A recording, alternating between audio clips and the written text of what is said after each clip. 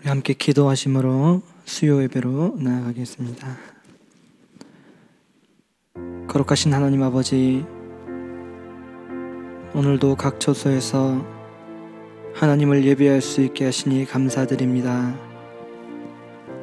이 대림절 기간 하나님, 우리의 마음을 정결하게 하여 다시 오실 주님을 간절히 소망하며 기다립니다.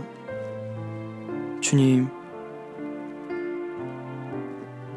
이 땅에 소망으로 오신 주님, 소망이 없는 것 같은 이때에 우리를 위로하여 주시고 주님을 기다리는 모든 심령들에게 하나님 은혜와 위로와 소망을 부어 주시옵소서.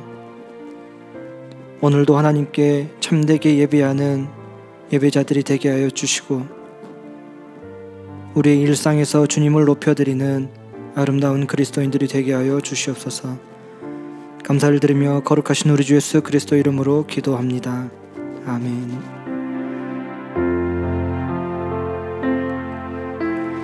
왕 되신 주 다 경배하여라.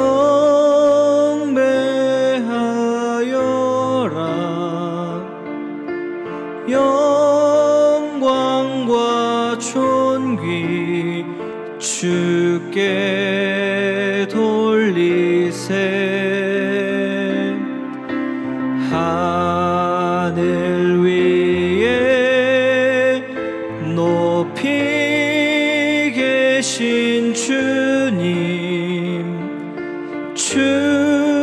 주님의 말씀 존귀하도다.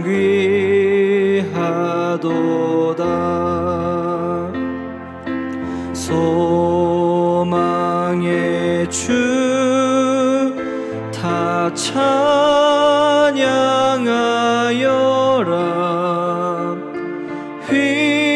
휘장을 걷고 보좌 오르사 우리 위해 중보 되신 주님, 날마다 은혜 부어 주신다. 거룩한 주 다 경배하여라.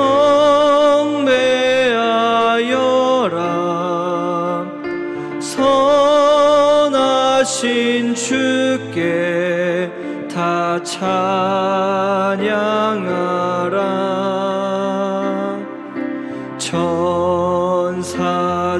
천사들도 다 경배하여라.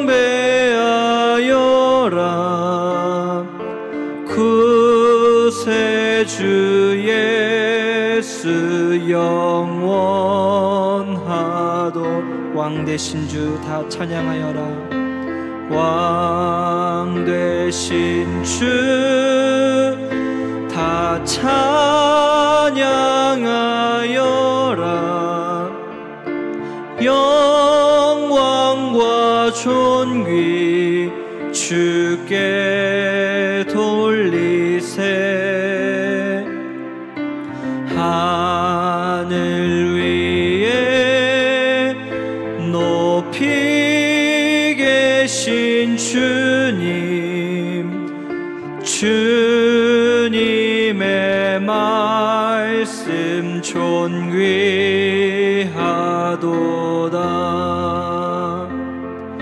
소망의 주 다 찬양하여라.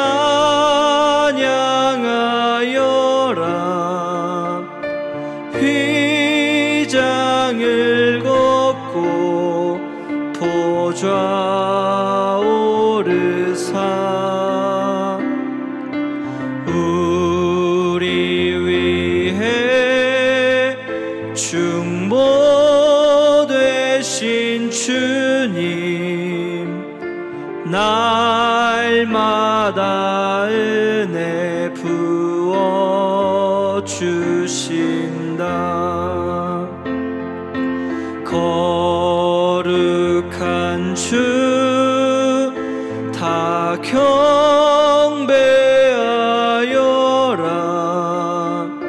선하신 주께 다 찬양하라.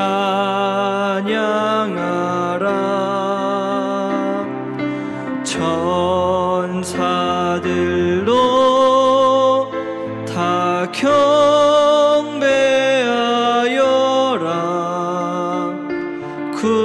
구세주 예수 영원하도다.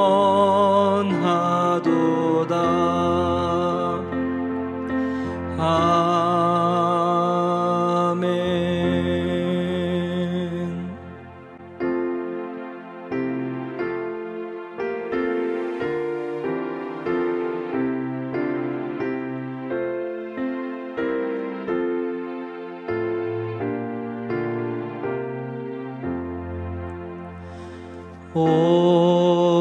오랫동안 기다리던 주님 강림하셔서 죄에 매인 백성들을 자유 얻게 하시네. 주는 우리 소망이요 힘과 위로 되시니 오래 기다리던 백성 많은 복을 받겠네. 모든 백성 구하려고 임금으로 오시니 영원토록 우리들을 친히 다스리시네.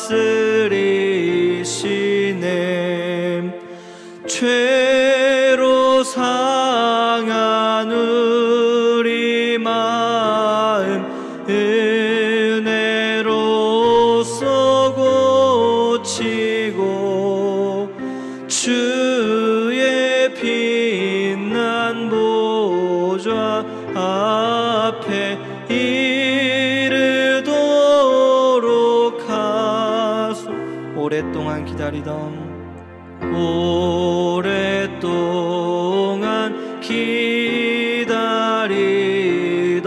주님 강림하셔서 죄에 매인 백성들을 자유 얻게 하시네. 주는 우리 소망이요 힘과 위로 되시니 오래 기다리던 백성 많은 복을 받겠네. 모든 백성 구하려고 임금으로 오시니 영원토록 우리들을 친히 다스리시네. 죄로 사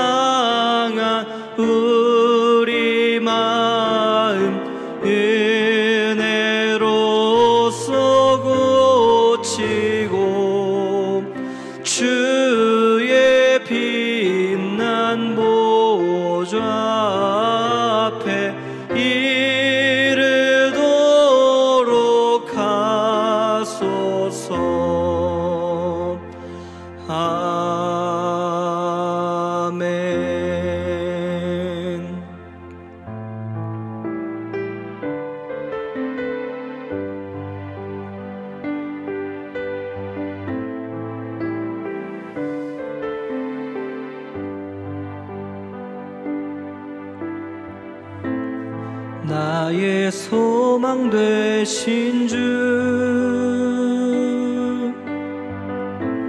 주를 바라봅니다.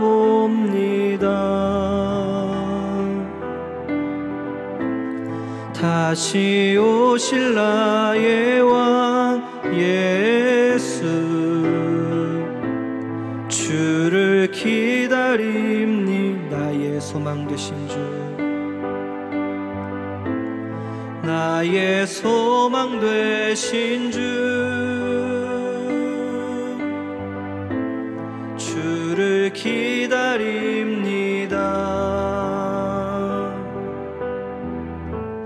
다시 오실 나의 왕 예수, 주를 기다립니다. 밤이나 낮이나 어제나 오늘도 영원히 주만 찬양해. 괴롭고 슬플 때 낭망하여 넘어져도 언제나 주만 찬양하겠네. 나의 소망 되신 주, 나의 소망 되신 주를 바라봅니다.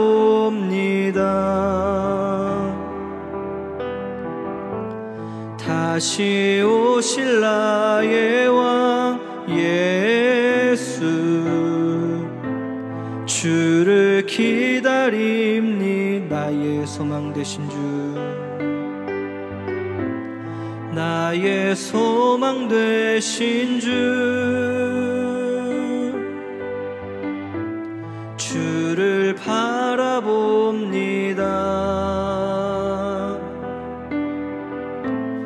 다시 오실 나의 왕 예수, 주를 기다립니다. 밤이나 낮이나 어제나 오늘도 영원히 주만 찬양해. 괴롭고 슬플 때 낭망하여 넘어져도 언제나 주만 찬양하. 밤이나 낮이나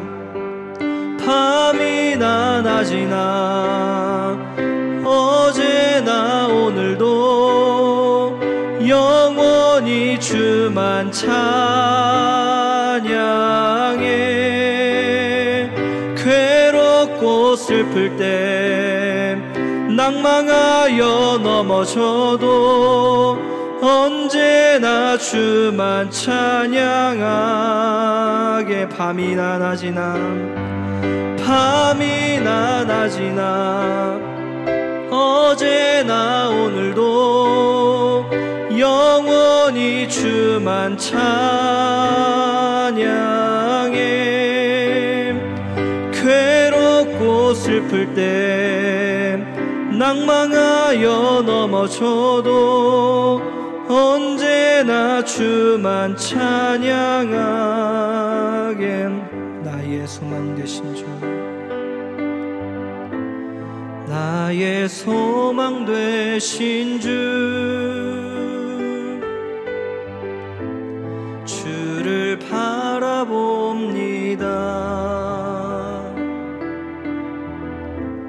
다시 오실 나의 왕 예수, 주를 기다립니. 주를 기다립니다. 주를 기다립니다. 우리 이 시간 대림절에 그 주일날 주셨던 말씀을 묵상하며 잠시 예배로 나아가겠습니다. 우리 조상들은 이 산에서 예배하였는데 당신들의 말은 예배할 곳이 예루살렘에 있다 하더이다. 예수께서 이르시되 여자여 내 말을 믿으라. 이 산에서도 말고 예루살렘에서도 말고 너희가 아버지께 예배할 때가 이르리라. 너희는 알지 못하는 것을 예배하고 우리는 아는 것을 예배하노니 이는 구원이 유대인에게서 남이라. 아버지께 참되게 예배하는 자들은 영과 진리로 예배할 때가 오나니 곧 이때라. 아버지께서는 자기에게 이렇게 예배하는 자들을 찾으시느니라. 하나님은 영이시니 예배하는 자가 영과 진리로 예배할지니라. 아멘. 하나님 아버지, 코로나가 지속되는 가운데 오늘도 저희들은 영상으로 화면 앞에 앉아 있습니다. 그러나 이 산에서도 말고 예루살렘에서도 말고 아버지께 참되게 예배하는 자들은 영과 진리로 예배하는 사람이라고 했습니다. 장소가 중요한 것이 아니라 나의 중심을 다하고 내 영을 다하고 온 힘을 다하여 하나님을 사랑하는 마음으로 정성을 다하여 경배할 때 그 예배를 하나님이 받으신다고 말씀하십니다. 이번 기회에 교회를 하나님이라고 생각하는 우리의 고정된 관념이 깨어질 수 있도록 도와주시옵시고, 하나님은 온천지에 충만하시며 영과 진리로 예배하는 그곳에 함께 하심을 믿을 수 있는, 하나님에 대한 생각이 달라질 수 있는 은혜가 우리 모두에게 임하게 하여 주시옵소서. 오늘도 수예배로 하나님 앞에 나아가는 모든 자들이 영과 진리로 예배함으로 그 가운데 임하시는 하나님을 만날 수 있도록 도와주시옵시고, 하나님을 예배하는 참된 기쁨과 은혜가 충만한 시간 되게 하여 주시옵소서. 성령께서 운행하여 주심을 간절히 원하옵고 예수님의 귀하신 이름으로 간절히 기원하옵나이다. 아멘. 323장 찬송 드리겠습니다.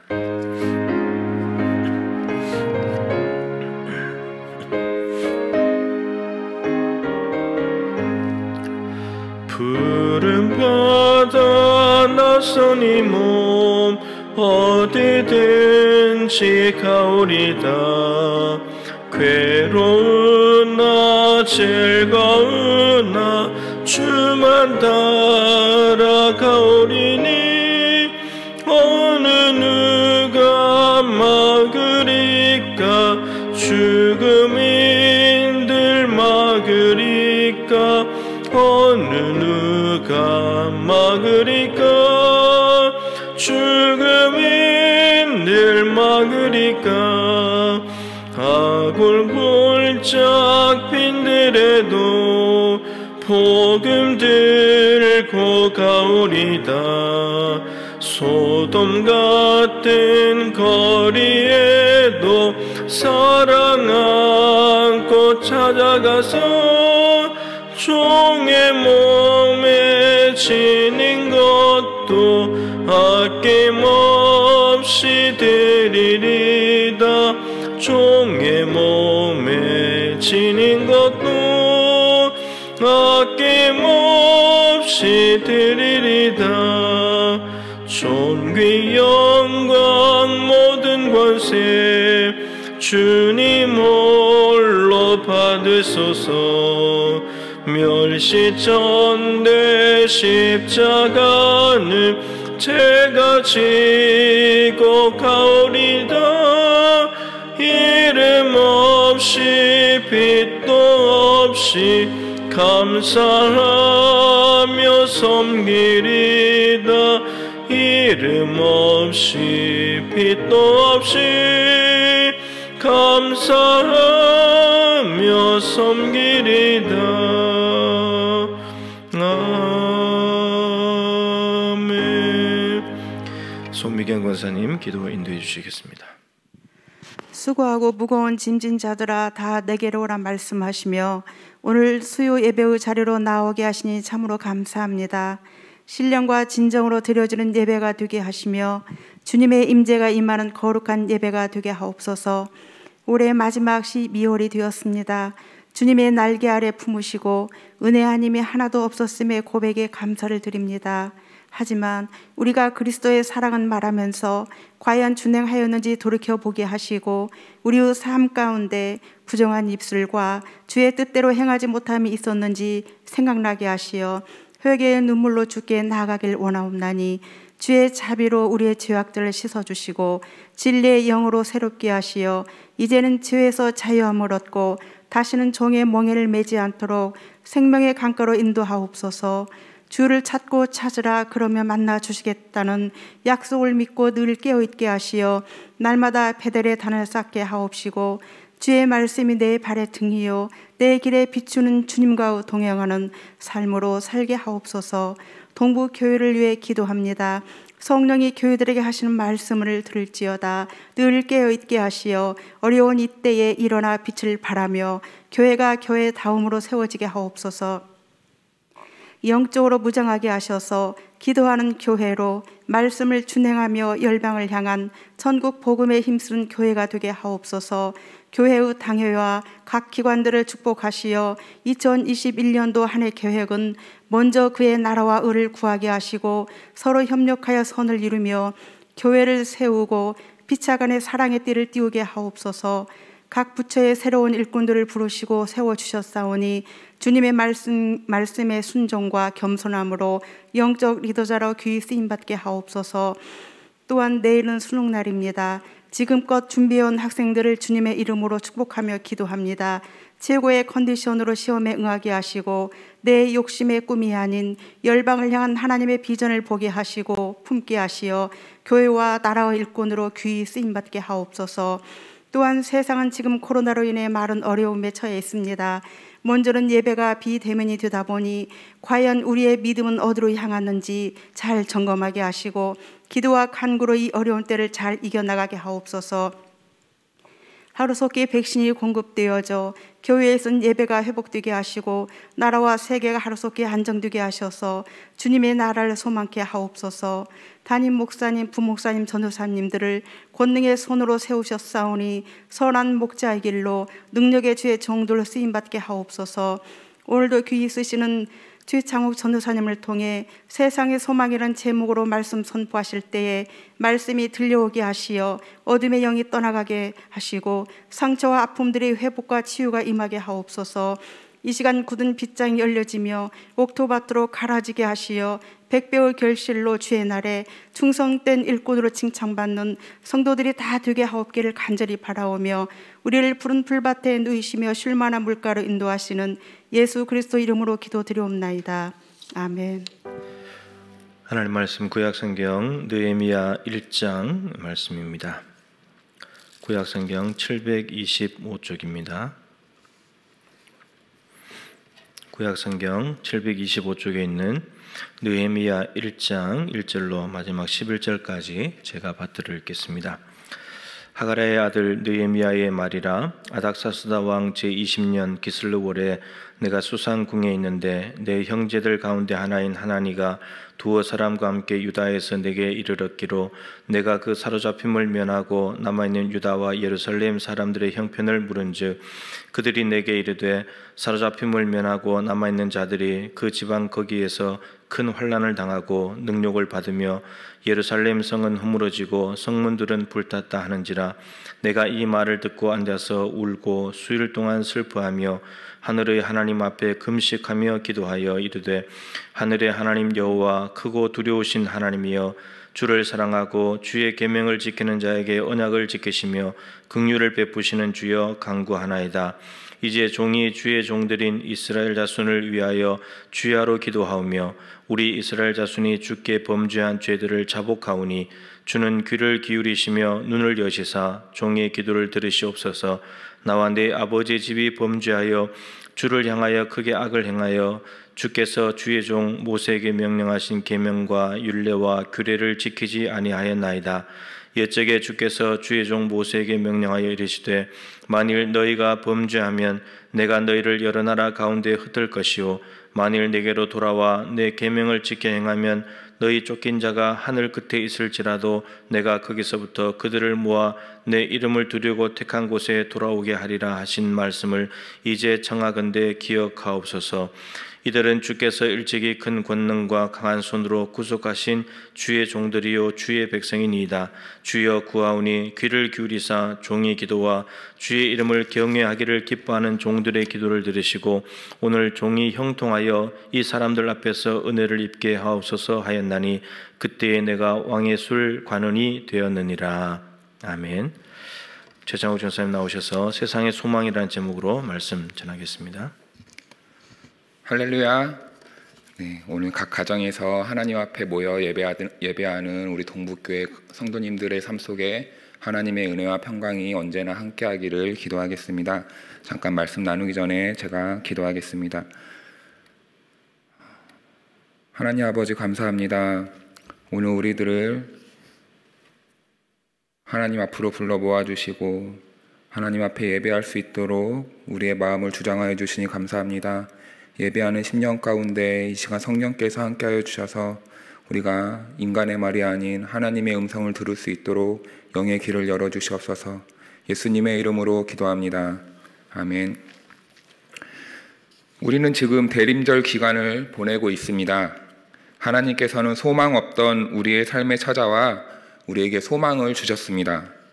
하나님께서는 우리를 지극히 사랑하셔서 죽음 앞에 놓인 우리에게 영원한 생명을 주시고자 한 아기를 보내주셨습니다. 아기로 오신 예수님은 침울한 세상에 기쁨의 소식이 되었고 미래가 불투명한 세상에 소망이 되어주셨으며 어두울 것만 같은 인생의 밝은 빛을 비춰주셨습니다. 하나님께서는 예수 그리스도의 빛에 거하여 예수님의 밝은 빛을 따라가는 모든 자녀들에게 영원한 생명을 약속해 주셨습니다. 기독교는 생명을 나누는 종교입니다. 생명을 살리는 종교입니다. 생명을 존중하며 생명의 가치를 높고 고귀하게 보는 종교가 바로 기독교입니다. 하나님께서는 생명을 창조하신 생명의 근원자 되십니다. 하나님은 세상이 말하는 그 어떤 신 누구보다 생명을 사랑하시는 분입니다. 생명의 존엄성을 회복하기 위해 이스라엘을 애굽의 노예로부터 해방시켜 주셨습니다. 생명을 지켜주기 위해 수많은 대적으로부터 보호해 주셨습니다. 이스라엘의 부르짖음을 들으시고 구원자를 보내주셨고 그들을 사망의 법으로부터 돌이키기 위해 선지자와 예언자들을 보내주셨습니다. 하나님이 예수님을 이 땅에 오신 이유와 부활시킨 이유 또한 우리에게 생명을 주기 위해서 이 땅에 보내주셨습니다. 안식일을 주신 이유도 생명을 주시기 위해서입니다. 우리에게 하나님의 말씀을 주신 이유도 우리가 생명을 얻도록 하기 위해서입니다. 하나님은 창조자이며 생명의 근원자이시며 그 자체이십니다. 그러므로 하나님의 생기를 받은 우리 역시 생명 살리는 일을 가장 큰 가치로 여겨야 합니다. 교회의 교리와 법, 제도보다 한 영혼의 가치를 더 크게 여길 수 있는 그리스도인이 되어야 합니다. 한 영혼을 천하보다 사랑하는 하나님의 마음을 이해하고 헤아리며 교회와 성도인 나로 인해 한 영혼이 실족하지 않아야 할 것입니다. 예수님은 마가복음 9장 42절에서 이렇게 말씀하셨습니다. 이 작은 자들 중 하나라도 실족하게 하면 차라리 연자 맷돌이 그 목에 매어 바다에 던져지는 것이 낫다고 말씀하셨습니다. 예수님은 한 영혼이 실족하는 것을 죽음과 동등하게 보셨습니다. 실족하게 하는 것은 살인과 같은 것입니다. 하나님은 생명을 그 누구보다 사랑하는 분이기 때문에 한 영혼을 실족하게 하는 것은 그만큼 큰 죄악입니다. 사랑하는 성도 여러분, 나로 인하여 한 영혼이 실족하고 하나님을 떠나는 일이 생기지 않도록 항상 말씀으로 자신을 살펴야 할 것입니다. 나의 겸손하지 못함에서 우리는 떠나야 합니다. 나아가 우리는 세상에서 지치고 외롭고 실족한 잃어버린 주의 자녀들을 일으켜 세워주는 일에 힘을 다해야 할 것입니다. 생명을 보살피고 살리는 일이야말로 하나님께서 가장 기뻐하는 일이기 때문입니다. 예배의 자리로 나오신 성도님들 모두가 하나님이 기뻐하는 일에 참여함으로 하나님을 기쁘시게 해드리는 성도님들이 다 될 수 있기를 부탁드립니다. 그렇다면 생명을 살리는 일이란 구체적으로 무엇을 말하는 것일까요? 먼저 생명을 살리는 일이란 죄로 인한 죽음으로부터의 자유와 해방입니다. 우리의 영혼을 상하게 하여 우리의 삶을 무너뜨리고 하나님을 보지 못하여 죽음으로 치닫게 하는 죄악을 근절하기 위해 하나님 나라의 백성들의 참여와 헌신이 필요합니다. 우상숭배의 음란함과 쾌락, 권력, 돈의 중독, 언어폭력, 폭행, 자기만 사랑할 줄 아는 자기애, 가난한 자들을 더 빈곤하게 만드는 빈곤, 굶주리고 있는 자들에 대한 무관심, 인간 존엄성을 말살하는 차별, 원수를 향한 증오, 잔인함과 같은 종류의 죄를 극복하기 위한 노력에 우리는 실제적으로 참여해야 할 것입니다. 교회의 정치, 제도, 건물, 기득권을 지키기 위한 일에서만큼은 모두 적극적으로 참여합니다. 한 생명이 실족하는 것보다 교회의 예산이 잘못된 것에 혈안을 올립니다. 한 영혼이 죽어가고 있는데 주보의 글씨 조금 틀린 것 가지고 다툼을 일으킬 때도 있습니다. 한 영혼을 살리는 일보다 교회 건물의 아름다움을 위해 몇 날, 며칠, 몇 년을 할애합니다. 어느 순간부터 우리 한국교회가 생명을 향한 갈망보다는 우리의 편안함과 시설, 외부적인 환경에만 더 관심을 갖고 있진 않은지 우리는 돌이켜 보아야 합니다. 사랑하는 성도 여러분, 우리 예수님은 아기로 이 땅에 오셨습니다.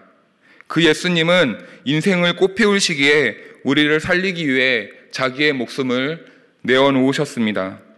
항생명을 살리기 위한 예수님의 열정과 희생, 사랑을 기억하며 하나님 나라의 백성들이 다 될 수 있기를 기도합니다. 그러므로 우리 기독교는 입술로만 복음을 외치는 종교가 되어서는 안 됩니다. 야고보서 2장 12절에서 13절 말씀입니다. 너희는 자유의 율법대로 심판받을 자처럼 말하기도 하고 행하기도 하라. 긍휼을 행하지 아니하는 자에게는 긍휼 없는 심판이 있으리라. 긍휼은 심판을 이기고 자랑하느니라. 아멘. 행함의 의무를 물질적으로만 하면 된다고 믿는 것도 왜곡된 신앙 가운데 하나입니다. 이 세상은 만몬, 곧 돈이 주인인 것 같이 보이지만 하나님을 기쁘게 하는 것과 사람을 살리는 것은 물질의 크고 작음에 있지 않습니다. 사람에게 있는 따뜻함, 누군가를 애타게 사랑하고자 하는 인간이 가진 따뜻한 온도가 하나님을 기쁘시게 하며 한 영혼을 살릴 수 있습니다. 또 어떤 이들은 높은 지식과 기술, 전문성을 갖춘 프로그램이 있어야 된다고 주장하기도 합니다. 그러나 예수님께서는 그런 생각을 가진 그리스도인들에게 오늘 도전이 되는 말씀을 주십니다. 마가복음 9장 41절 말씀입니다. 누구든지 너희가 그리스도에게 속한 자라 하여 물 한 그릇이라도 주면 내가 진실로 너희에게 이르노니 그가 결코 상을 잃지 않으리라. 아멘. 이 말씀은 우리 마음의 중심을 뜻하는 말씀입니다. 자원이 중요한 것이 아닌 냉수라도 대접할 만한 측은한 마음이 있어야 한다고 예수님은 말씀해주고 있습니다. 이웃을 향한 따뜻한 마음이 없다면 아무리 가진 것이 많아도 물 한 잔 나누어주고 싶지 않은 것이 인간의 마음입니다.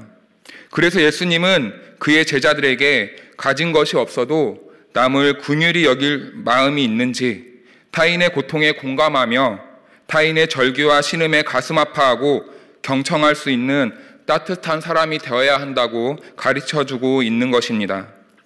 우리에게 있는 예수 그리스도의 따뜻함과 믿음의 행함을 통하여 한 영혼이 살아나는 영광을 함께 바라보며 기뻐하는 교회가 될 수 있기를 바랍니다.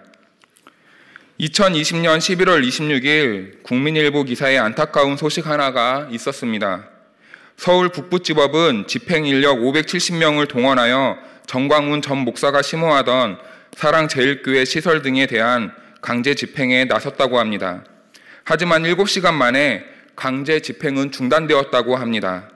교회 진입로에 버스를 세우고 통행을 방해하며 성도들은 화염병을 던지고 자신의 몸에 인화 물질을 바르는 등 집행 일령과 대치하였다고 합니다. 이로 인해 10명 정도가 화상을 입고 골절을 당하기도 하며 5명이 병원으로 옮겨져 치료를 받았다고 합니다.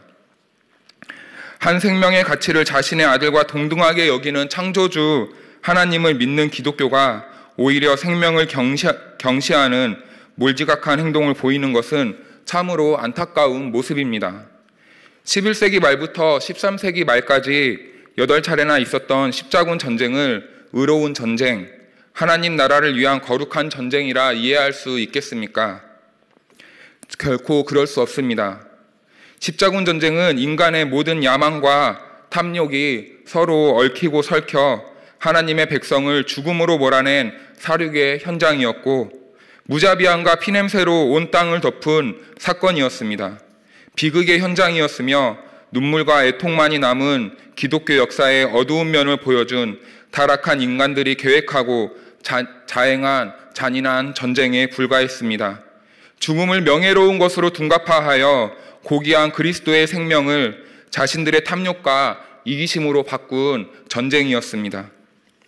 사랑제일교회의 모습을 바라보며 안타까운 것은 행여나 교회의 뜻이 절대적으로 옳아서 무력과 시위, 자본의 힘으로 세상과 다툼하여 10가지 가운데 1가지를 얻을 수 있을지라도 나머지 9가지는 잃어버리게 됩니다. 1가지를 얻기 위해 9가지를 포기해서도 안 됩니다. 1가지를 얻기 위해 9가지를 잘 활용하여 지혜롭게 세상을 이끌어 나가야 합니다. 아무리 옳은 것이라도 옳음을 인정받는 방법의 선택이 중요합니다. 기다림과 설득, 희생이 있어야 하며 기독교의 세계관이 옳다는 것을 세상 사람들에게 우리의 믿음과 삶으로 나타내고 보여주어야 합니다. 우리는 세상과 거칠게 싸워 법과 제도를 우리가 원하는 방식대로 바꾸려 해서는 안 됩니다. 그러나 한 나라의 국민으로서는 그렇게 해도 괜찮습니다. 국민이 가진 권리로 그렇게 행하는 것은 아무렴 괜찮습니다. 그러나 기독교라는 종교의 응집력이 가진 힘을 이용하여 정치적으로 법을 제정하는 데 사용하는 것은 옳은 판단과 행동이 결코 아닙니다. 세상이 교회를 주시하고 경계하고 있는 지금 시대에 우리 교회가 세상과 구별된 것이 단 하나도 없다면, 예수님이 아무리 세상의 빛으로 오셨고 다시 오신다는 약속을 선포한들 이러한 기독교의 메시지가 세상에 어떠한 의미를 줄 수 있겠습니까? 오히려 세상이 우리의 메시지를 통해 우리를 조롱하고 비아냥거리지 않겠습니까? 불이 난 집에 불이 난 줄도 모르고 잠만 자는 사람은 결코 없습니다. 하지만 오늘날 하나님 나라를 살아가는 그리스도인들이 이 시대의 심각성을 인지하지 못하고 자기 연민에 빠져 우울해하고만 있다면 그런 모습은 하나님이 원하는 모습이 아닐 것입니다. 그러므로 재림신앙을 가진 우리 그리스도인들이 앉은 자리에서 일어나 세상의 소망이 되는 참 신앙인으로 나아가야 할 텐데, 오늘날 그리스도인들이 가장 먼저 회복해야 될 것이 있다면 하나님 앞에서 사는 삶입니다. 느헤미야 1장 4절에 느헤미야는 이스라엘의 남은 자들이 환난과 능욕을 받으며 성벽이 무너졌다는 소식을 듣고 애통하며 하나님 앞에서 금식하며 기도했습니다. 느헤미야는 어떤 문제 앞에서 항상 기도하는 모습을 보여주고 있습니다. 하나님께 기도했음은 언제나 하나님을 인정하는 것이고 하나님께 도움을 구하는 겸손한 행위입니다. 2장 4절에 느헤미야는 왕 앞에서 자기의 뜻을 먼저 앞세우지 않고 하늘의 하나님께 먼저 기도하는 모습을 보입니다. 2장 8절에서는 느헤미야는 언제나 삶에 일어나는 모든 일을 하나님이 하셨음을 인정하고 고백하고 있습니다. 느헤미야는 언제나 하나님을 인정하고 겸손했으며 하나님께서 자신의 삶 구석구석까지 관심을 가지고 살피시고 도우시며 인도해 주신다고 굳건히 믿고 있었습니다. 느헤미야는 비록 이방 지역에 있었지만 자기와 함께 하시는 하나님을 인식하고 느끼며 확신했기 때문에 어디에 있어도 어떤 환경에 있어도 하나님과 동행하는 삶을 멈추지 않을 수 있었습니다. 하나님 앞에 산다는 것은 하나님과 동행하며 사는 것을 의미합니다. 때로는 하나님 앞에서 산다는 의미를 하나님을 의식하며 사는 것이라고 말하기도 합니다. 의식한다는 사전적 의미를 살펴보면 어떤 것을 두드러지게 느끼거나 특별히 염두에 둔다라고 정의되고 있습니다. 즉, 직원이 사장이 없을 땐 한가하게 있더라도 사장이 한 공간에 있으면 한가하게 있을 수 없는 상태를 말합니다. 성도가 하나님 앞에서의 삶을 하나님 눈치 보며 사는 것이라 이해한다면 우리 인생은 결코 행복해질 수 없을 것입니다. 삶은 싫은 일을 억지로 해야 하는 것 같은 느낌이 들며 힘들고 어렵고 큰 짐으로 여기고 말 것입니다. 그리스도인들이 하나님 앞에서 산다는 것은 직원이 사장을 의식하며 눈치 보듯 자녀가 부모의 눈치를 의식하며 사는 삶이 아닙니다. 하나님께서는 우리가 수동적이고 상하 수직적인 관계에서 어쩔 수 없이 복종하는 것을 원하지 않으십니다. 서로 사랑하는 사람들의 모습을 보면 둘이지만 하나의 삶을 살고 있습니다. 몸은 따로 있지만 그 속 깊은 곳에는 서로를 향한 애틋한 사랑이 자리 잡고 있어 항상 서로에게 관심을 가지고 무엇이 필요한지, 도움은 필요 없는지 생각하게 됩니다. 그래서 상대가 사소한 부탁이든 힘든 부탁을 하더라도 기쁨으로 할 수 있습니다. 나는 나이지만 내 안에 사랑하는 이가 자리 잡고 있어 나의 삶을 사랑하는 사람을 위해 살 수 있는 것입니다. 내 안에 사랑하는 나의 예수님이 계시니 어디에 있든지 예수님과 동행하는 삶을 살 수 있습니다. 그리고 어떤 상황 속에 있어도 내 안에 계신 예수님께 기도하며 내 기도에 응답하실 예수님을 믿음으로 기쁨과 감사, 평안이 넘치는 삶을 살 수 있습니다. 그러므로 사랑하는 성도 여러분, 예수님과 동행하는 복된 삶이 되시기를 바랍니다. 그래서 이 코로나19 시대에 세상 사람들은 어렵고 힘들고 외로운 시기를 보내고 있을지라도 우리만큼은 예수님 안에서 주님과 동행함으로 기쁨과 감사가 넘치는 삶이 될 수 있기를 바랍니다. 그리고 우리 공동체는 예수를 섬기는 공동체답게 서로 아끼고 사랑하며 위로와 격려로 서로를 이끌어주고 세워주는 아름다운 교회 공동체가 될 수 있기를 부탁드립니다. 그렇다면 여러분, 예수님과 동행하는 삶이 기쁨과 감사, 평안이 넘치는 아주 복되고 행복한 삶이라면 우리는 어떻게 해야 내 안에 예수님을 모실 수 있을까요? 마태복음 1장 23절에서 아기 예수가 이 땅에 오신 목적에 대해 임마누엘, 곧 하나님이 우리와 함께 계시다고 말씀해주고 있습니다. 하나님께서는 육신으로 이 땅에 오셔서 자기 백성과 함께 계셨습니다. 십자가에 못 박혀 죽으신 후 다시 부활하셔서 하늘에 승천하시면서도 세상 끝날까지 너희와 함께 있겠다고 말씀해 주셨습니다. 예수님은 부활하셔서 승천하셨지만 우리와 영원히 함께 하고 있다고 말씀해 주고 있습니다. 그렇다면 어떻게 그런 일이 가능하게 될까요?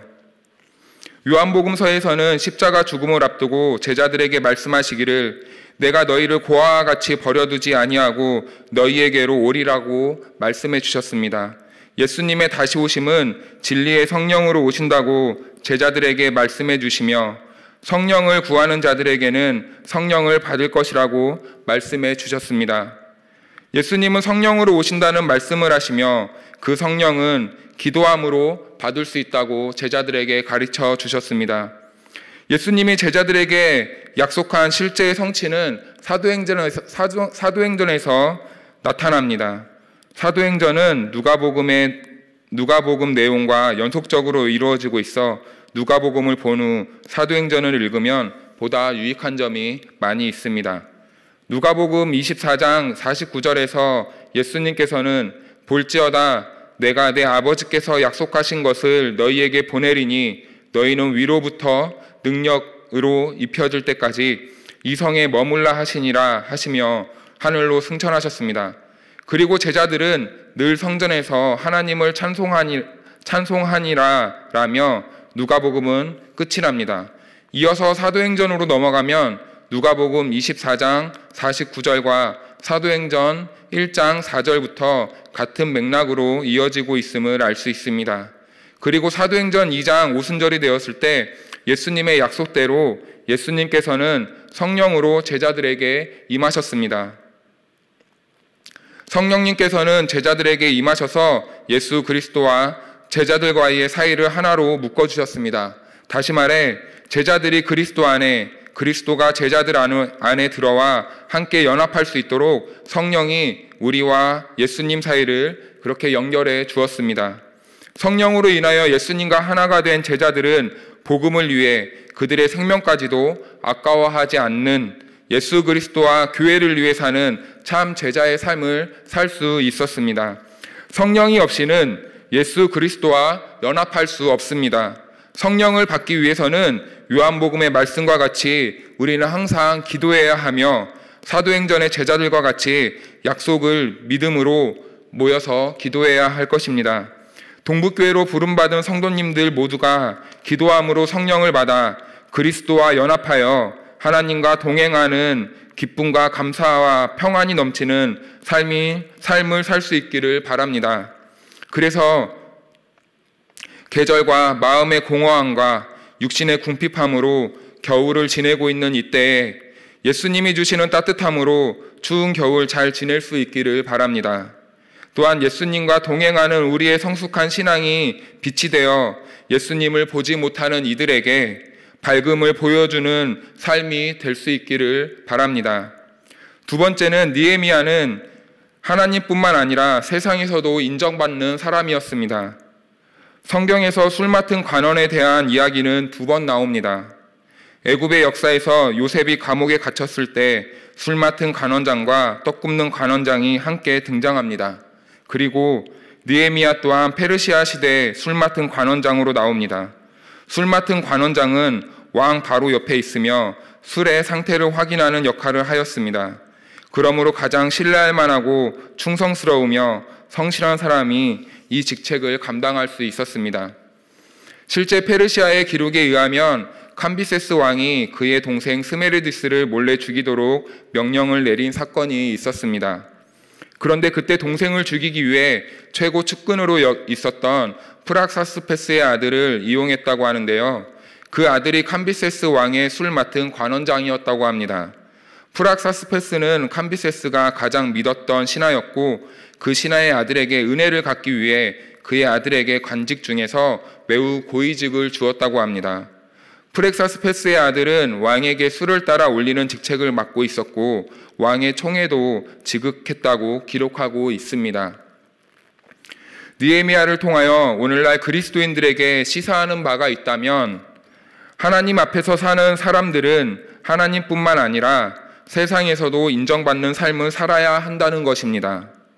세상 속에서의 삶과 이웃들에게 믿음직스럽고 신뢰를 쌓으며 정직과 성실한 삶을 살아야 합니다.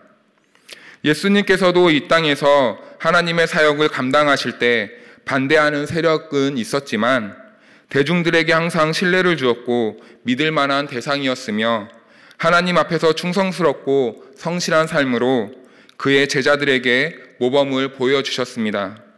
이렇듯 오늘날을 살아가는 우리 역시 주의 말씀을 통하여 주의 삶을 배우며 성령으로 인하여 그리스도가 내 안에 거하시기 때문에 우리는 세상 속에서도 그리스도의 모습으로 살아갈 믿음과 능력이 충분하게 있습니다. 그러므로 세상 가운데 그리스도의 형상을 나타내는 삶을 살아감으로 하나님께 영광 돌리는 우리 동북교회 성도님들의 삶이 되시기를 바랍니다. 그러나 교회 종교의식과 제도 중심의 신앙생활의 거짓된 가르침은 신자들을 그리스도와의 연합된 삶이 아닌 종교와 제도를 믿고 교회 지도층에만 충성하도록 가르쳤습니다. 마태복음에서 바리새인들의 가르침을 비판한 것 중 고르반을 기억하실 겁니다. 바리새인들은 하나님께만 드리기만 하면 그만이라고 가르쳤습니다. 자녀들의 도움 없이는 생활할 수 없는 노년의 부모에게 마땅히 해야 할 부양 의무를 이행하지 않아도 된다고 가르쳤습니다. 육신의 부모에게 마땅히 행해야 할 삶을 살지 못하도록 그들은 가로막았던 것입니다. 그들은 하나님께서 우리 인간에게 주신 신앙심을 악용하여 세상과 하나님을 별도의 것으로 분리시켰습니다. 오로지 종교 행위에만 몰입하고 충성하도록 가르쳤습니다. 교회 공동체를 공격했던 영지주의와 매우 흡사한 모습입니다. 영지주의의 기본 배경은 플라톤의 이원론에 기반을 두고 있습니다. 그래서 세상을 바라볼 때 보이는 세상과 보이지 않는 세상으로 구분합니다. 그리고 보이는 세상은 악한 것이며 영의 세계만이 선한 것이라고 믿었습니다. 영지주의는 물질은 악하고 인간의 정신을 이루는 영만 선하기 때문에 선하신 하나님께서 악한 세상을 창조하지 않았다고 주장했습니다. 따라서 육체로 오신 예수 그리스도를 부인하고 그의 죽음과 부활까지도 부인했습니다. 이러한 잘못된 가르침은 그리스도인들의 삶에도 영향을 주게 되었습니다. 예수 그리스도를 믿음으로 따르는 삶으로 이룰 수 있는 구원이 아닌 육체의 삶은 포기하고 영적인 삶이 있을 때 그 영혼이 구원을 얻는다는 가르침이었습니다.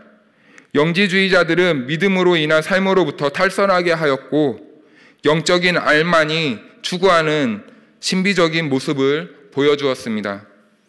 오늘날 영지주의와 매우 흡사한 종교는 다양하지만 대표적으로 구원파를 생각할 수 있습니다. 그러나 안타까운 것은 복음의 정수를 지키기 위해 고군분투한 개혁자들의 신앙을 이어받아 정통이라고 자부하며 자랑하는 대한예수교 장로의 교단에서도 구원파의 교리는 미화하지만 구원파와 매우 닮은 모습의 신앙생활을 한다는 비판이 있습니다. 신강은 신학 박사이자 목사님은 천하무적 아르뱅주의라는 책을 저술했습니다. 아르뱅주의란 아르미니우스의 이단 사상과 기독교 정통이라 여기는 칼빈주의의 사상이 결합된 합성어입니다.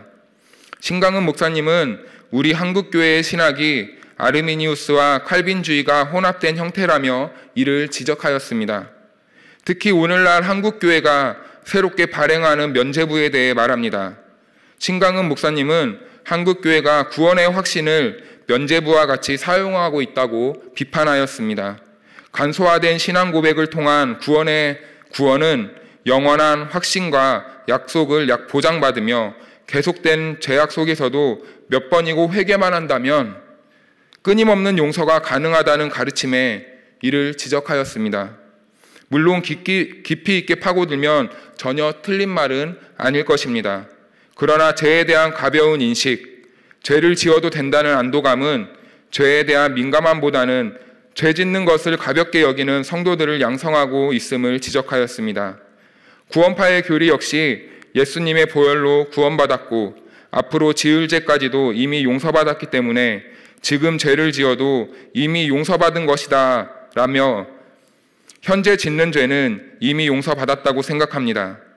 다른 것 같으나 죄를 가볍게 여기는 모습은 비슷할 것입니다. 죄에 대해 민감하지 않다는 것은 죄를 미워하시는 하나님 앞에서 사는 삶이 아닙니다. 하나님과 동행하는 삶은 죄와의 단절을 뜻합니다. 하나님만 온전히 사랑하지 못한 죄, 나를 사랑하지 못한 죄, 이웃을 사랑하지 못한 죄, 피조물을 사랑하지 못한 죄에서 우리는 멀어져야 할 것입니다. 내가 속해 있는 생명 공동체 안에서 죄를 짓지 않기 위해 하나님을 항상 의식하며 하나님 앞에서 겸손하게 사는 삶이 되어야 합니다. 하나님 앞에서 하나님과 동행하며 죄를 멀리하는 성도가 하나님이 기뻐하는 성도이며 죄악이 난무하는 세상에서 빛을 발하며 어둠을 밝히는 돋보이는 존재입니다. 죄로 인해 우울한 세상 속의 희락을 희망과 대안이 없는 세상에 새로운 설렘을 주며 무의미한 삶 속에 새로운 의미를 불어넣어주는 소금과 같은 삶을 세상 속에서 살아가는 참 성도, 참 그리스도인이 되기를 바랍니다. 느헤미야가 이런 사람이 아니었을까요? 어느 곳에 있든지 하나님과 동행하며 죄를 멀리했던 느헤미야의 삶은 그 자체로 빛나고 다른 세상과는 비교되며 남달랐을 것입니다. 신뢰를 잃어버린 세상에 신뢰를 주는 믿을 만한 사람이었습니다. 그리스도인들의 하나님을 믿는 믿음과 삶은 하나여야 합니다. 상황에 따라 내 가치관과 행동이 바뀌는 삶을 버려야 합니다. 믿음을 상황에 따라 선택하며 사는 것은 그리스도인들의 삶이라 할 수 없습니다. 믿음과 삶의 영역은 선택이 아닌 필연적인 관계이기 때문입니다. 카이로스의 저자 고성준 목사님은 그의 책을 통하여 말합니다. 현재 우리가 머무르는 크로노스의 시공간 속에서 믿음으로 하나님의 시공간의 문을 열 수 있다면 하나님의 시공간이 이 땅에 임하는 영광을 보게 될 것이라고 말합니다. 성도의 믿음이 이 세상에 하나님 나라의 통치가 임하게 되는 통로가 된다는 뜻입니다. 사랑하는 성도 여러분, 우리는 하나님 나라와 세상을 이어주는 통로로 부름받았습니다. 하지만 오늘날 우리의 연약함으로 인하여 하나님 나라가 이 땅에 임하게 되는 통로가 아닌 오히려 세상이 하나님 나라를 바라보지 못하게 하는 장애물이 되고 있습니다. 그러므로 여러분, 예수 그리스도의 보혈로 부름받은 성도로서 우리의 연약함을 떨쳐버리고 믿음으로 세상에 나아가야 할 것입니다. 아기 예수의 탄생을 바라보게 한 반짝이던 큰 별과 같이 우리의 믿음이 세상의 큰 빛으로 드러날 수 있도록 하나님과 동행하는 삶이 될 수 있기를 바랍니다. 한 성도의 믿음이 기독교에 대한 세상의 얼어붙은 민심을 녹이는 따뜻한 빛이 되어 하나님의 영광을 드러낼 줄로 믿습니다. 마지막 세 번째로, 느헤미야는 소외받는 사람들까지도 포기하지 않고 소중히 여겼던 사람이었습니다. 느헤미야는 여러 방해 공작이 있었음에도 52일이라는 짧은 기간에 무너진 이스라엘 성벽을 다시 재건할 수 있었습니다. 이 대목에서 느헤미야의 성품과 하나님이 기뻐하시는 일이 무엇인지 성찰해 볼 수 있을 것입니다. 집은 우리에게 많은 것을 의미합니다. 그런데 한 가지 안타까운 것이 있다면 현대인들에게 집이란 재테크 수단으로 보는 의식이 강해졌다는 것입니다. 그래서 교통과 위치, 앞으로의 전망, 브랜드, 투자 가치가 있고 설비가 잘 되어 있어 편리한 집, 새로 지은 집을 좋은 집이라고 생각합니다. 한 가지 문제는 이런 만모니즘의 세계관 속에서 사는 사람들은 좋은 집의 조건을 충족시키지 못하면 자신의 신세를 한탄하고 좋은 집에 사는 사람들을 존경하고 부러워합니다. 상대적 빈곤을 극대화하여 스스로를 병들게 하고 있습니다. 이러한 모습은 자신을 사랑하는 방법이 결코 아닙니다. 집을 위한 인문학이란 책에서 집이란 우리의 일상과 정신이 담긴 곳이며 우리의 삶을 담아내는 아주 소중한 곳이 집이라고 말하고 있습니다. 다시 말해 집은 개인이나 집단이 담고 공유한 특정 기억이나 정서를 뛰어넘는 한 개인의 우주라고 집을 표현하고 있습니다. 느헤미야에게 이스라엘은 다시 돌아가고 싶은 의미 있는 집과 같은 곳이었습니다. 성벽이 무너지고 폐허가 되었을 때 그가 하나님 앞에서 금식하며 기도한 대목에서 그의 마음을 어렴풋이나마 짐작해 볼 수 있습니다. 그런데 여기에서 성벽이 가진 의미를 조금 더 생각해 본다면 느헤미야는 단순히 이스라엘 나라만을 사랑한 사람이 아니었다는 걸 알 수 있습니다. 집은 추억이 담긴 곳이기도 하지만 가정의 안전을 책임져 주는 곳이기도 합니다. 비와 바람, 여러 재난으로부터 보호받을 수 있는 공간이 바로 집입니다. 이스라엘의 성벽은 한 민족 구성원으로 묶어주는 역할을 했으며 적군으로부터 보호막이 되었고 그 안에서 이스라엘 민족은 하나님을 섬기며 이웃들과 연대할 수 있는 울타리가 되어주었습니다. 그런데 그 울타리 역할을 했던 성벽이 무너졌다는 것은 이제 더는 함께 더불어 사는 삶이 불가능해졌다는 것을 의미하고 있습니다. 그러므로 성벽의 무너짐은 이스라엘인으로서 안전한 삶을 보장받을 수 없으며 야생에 홀로 버려진 아이와 같이 무방비한 상태가 되었음을 뜻하는 것입니다. 그러므로 성벽의 붕괴는 이스라엘 민족의 삶이 함께 허물어졌음을 의미하고 있습니다. 그렇게 느헤미야는 이를 보고 가만히 있을 수 없었습니다. 이스라엘의 무너진 성벽을 회복시키고자 하는 열정이 솟아올랐습니다. 느헤미야는 1장 11절에 그때 내가 술관원이 되었다라고 고백하고 있습니다.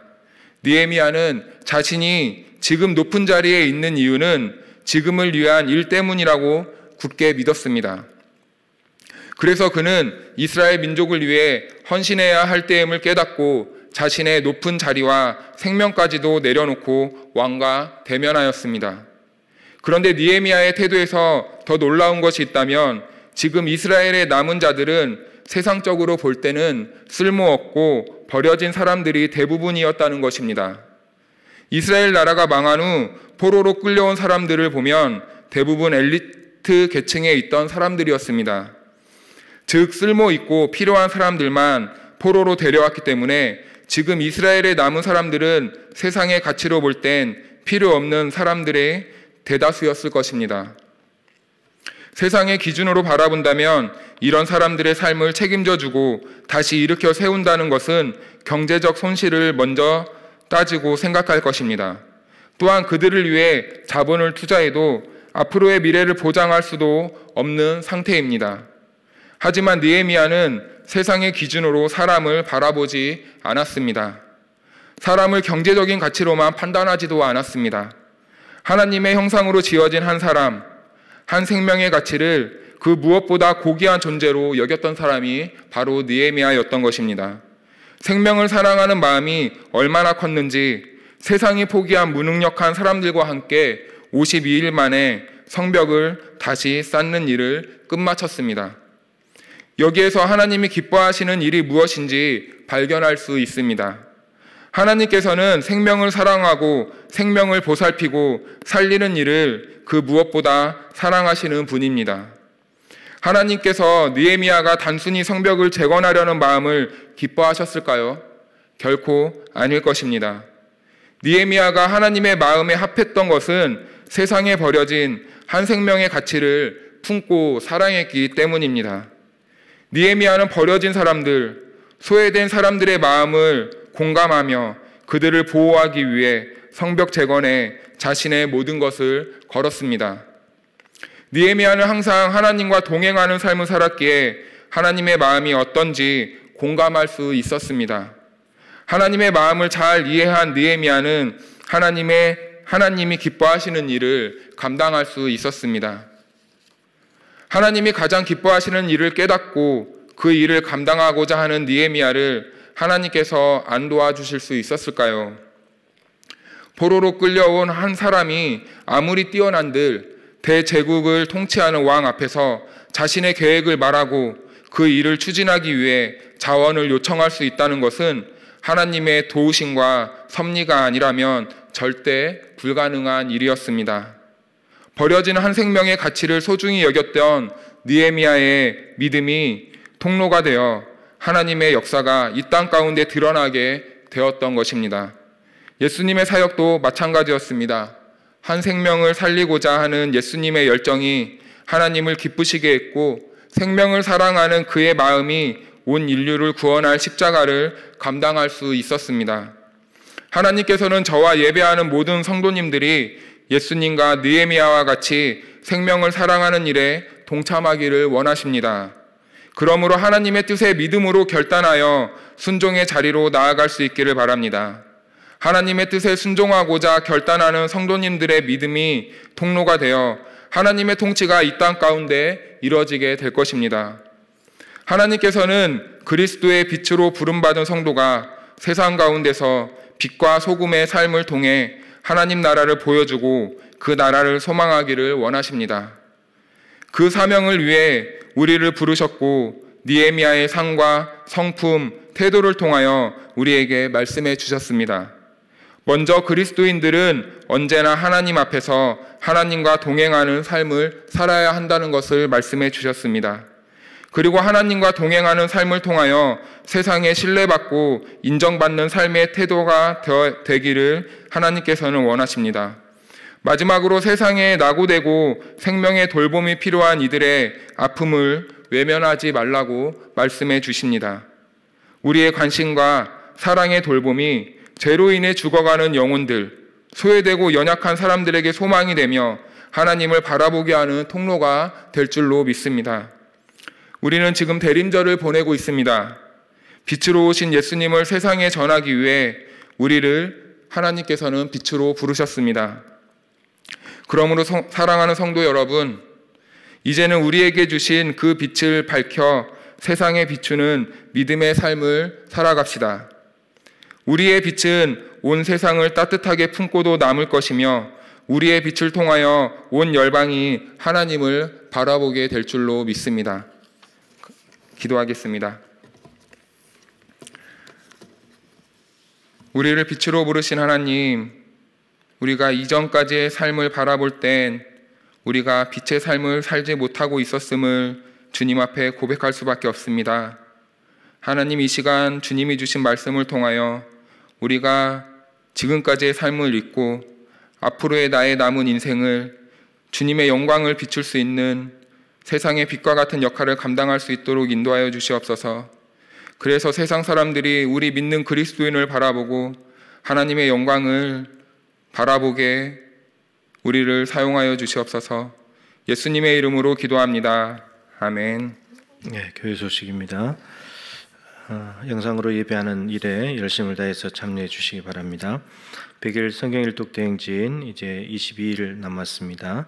잘 마무리해 주시고요. 수능 시험 내일 시험을 보게 됩니다. 하반기 회계감사 19일 토요일에 있겠습니다.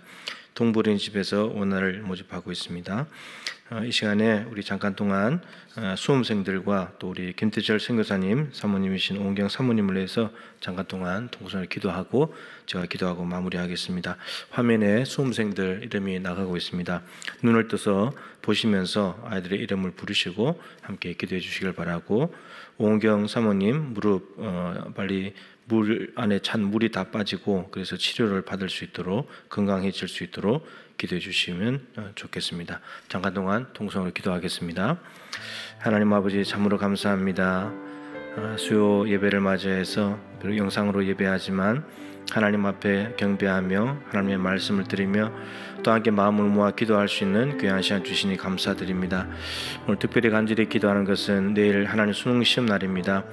하나님들 11월 달에 시험 볼 때 날씨가 많이 춥고 그랬었는데 많이 늦춰졌는데도 불구하고 하나님께서 귀한 날씨를 허락해 주시고 또 혼란스러운 가운데서도 우리 자녀들 지금까지 왔습니다.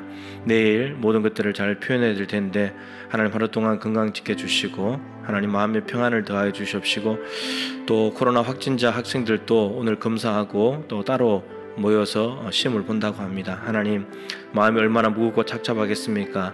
하나님께서 기억해 주시고 우리 모든 전국의 수험생들이 내일 하루 만에 모든 것을 다 표현해야 되는데 하나님 집중해서 잘 감당할 수 있도록 하나님 도와주십시오. 우리 교회도 17명의 자녀들이 시험에 응합니다. 우리 서연이, 윤종이, 은우, 주연이, 준원이, 채연이, 기원이, 민규, 서희, 민상이, 신우, 준서, 지혜, 대환이, 하은이, 현진이, 효빈이, 하나님 17명의 자녀들을 하나님께 올려드리오니 귀한 자녀들 지금까지 인도하신 것처럼 내일 또 인도하여 주시고 앞으로 모든 아이들의 진로와 취업과 모든 진학들이 하나님의 은혜 가운데 진행될 수 있도록 도와주시며 시온의 대로가 활짝 열려질 수 있도록 도와주시고 하나님이 부르신 그곳으로 달려나갈 수 있는 믿음의 자녀들 될 수 있도록 은혜 더하여 주시옵소서.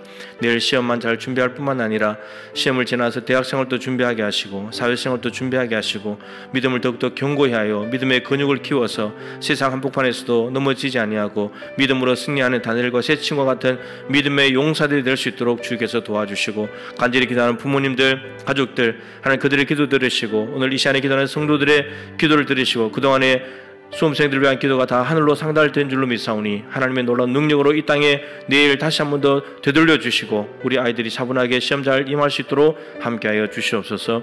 오은경 사모님을 축복합니다. 필리핀 땅에 간지 1년이 다 돼갑니다. 하나님 아버지, 죽어가는 영혼들 참으로 예수 그리스도를 알지 못하고 똑같은 신인 줄 알고 믿고 있는 저들 참으로 아이들을 모아서 또 부모님들을 모아서 마스크를 끼고 또 따갈로그를 배워서 참으로 복음을 전하고 있습니다. 그 모든 사회 가운데 기름 부어주시고 하나님 그곳에 보내신 하나님의 뜻을 이루어주시며 동부교회 70년 역사의 선교사로서 나가사오니 하나님 참으로 많은 수많은 역사들을 통해서 하나님께서 임하시는 놀라운 역사들을 만들어갈 수 있도록 도와주시고 우리 동부교회가 해외 선교에 죽어가는 영혼들을 살리는 데 앞장서는 교회가 될 수 있도록 은혜 베풀어 주시며 특별히 사모님 무릎을 다쳐서 물이 차서 치료를 받아야 되는데 하는 물이 다 빠질 때까지 기다려야 된다고 합니다. 코로나 상황에서 필리핀 병원에 아무 데나 갈 수도 없고 또 그 병원이 치료가 되는지 하나님께서 모든 상황과 여건을 아시오매 저희들의 기도를 들으시고 도와주셔서 무릎에 물이 다 빠져나가게 하시고 건강하게 도와주시고 복음 전하러 가는 복된 발걸음이 될 수 있도록 하나님께서 함께하여 주시옵소서. 하나님, 영상으로 드리는 이 예배를 기쁨으로 받아주시고 하나님 앞에 예배하는 이 한 시간만큼은 하나님과 동행하는 복된 성도들이 되게 하여 주시옵소서. 특별히 내일 수험생들을 위하여 축복하며 기도했습니다. 하나님, 지금까지 계속해서 기도해 왔는데 이제 내일입니다. 하나님, 떨리고 긴장되는 마음들을 다 평안으로 바꾸어 주시옵시고 감기 걸리지 않게 하시고 가장 좋은 컨디션으로 시험에 임할 수 있기를 간절히 기도합니다. 하나님 아버지, 17명의 자녀를 올려드리오니 하나님께서 받아주시고 우리 자녀들이 나가는 모든 앞날의 길이 하나님의 손에 달려사오니 길 대신 주님께서 자녀들의 길을 이끌어 주시옵소서. 기도하는 부모님들, 또 기도했던 우리 성도님들의 간절한 기도에 응답하여 주셔서 우리 자녀들 내일 한 문제 한 문제 감사함으로 잘 감당할 수 있도록 주님께서 도와주시옵시고, 내일 시험 끝났다고 해서 다 끝난 것이 아니고 하나님 계속해서 대학을 정해야 되고 어디로 가야 될지 하나님 정해야 되며 한 걸음 한 걸음 하나님의 인도하심을 받을 수밖에 없습니다. 우리 하나님께서 선한 길로 이끌어 주시옵소서. 오은경 사모님을 축복합니다. 필리핀 땅에 참으로 죽어가는 영혼들을 살리기 위하여 복음 들고 갔사오는데 하나님 무릎을 다쳐 물이 차서 치료를 받아야 되는데 아직까지 치료를 받지 못하고 있습니다. 하나님 아버지, 정말 코로나 상황 가운데서 아무 병원에나 갈 수도 없고 또 지금 가능한 병원에 갔는데 그 병원에서 치료가 가능한지도 의문입니다. 하나님께서 이 모든 형편과 사정을 아시오니 저희들의 기도를 들으시고 하나님의 살아계신 놀라운 이적과 역사로 함께하여 주셔서 아버지 그 무릎을 펴서 강건케 하시고 복음을 전하는 죽어가는 영혼들을 살리러 가는 복된 무릎이 될 수 있도록 은혜 베풀어 주시옵소서. 지금은 우리 구주 예수 그리스도의 크신 은혜와 우리 하나님 아버지의 청량할 수 없는 사랑하심과 보혜사 성령님의 교통하시며 충만하심이 이 죄인 또 사랑하신 하나님의 생명을 소중히 여기는 마음을 본받아서 동일하게 우리 이웃들을 한 명 한 명을 사랑하는 마음으로 주님 닮은 삶으로 응답하기를 소망하는 사랑하는 모든 성도들 한 분 한 분 머리 위에 저들의 가정과 일터와 그리고 이 코로나 상황 가운데 있는 이 대한민국의 위기 앞에 항상 함께하여 주시기를 간절히 축원하옵나이다. 아멘.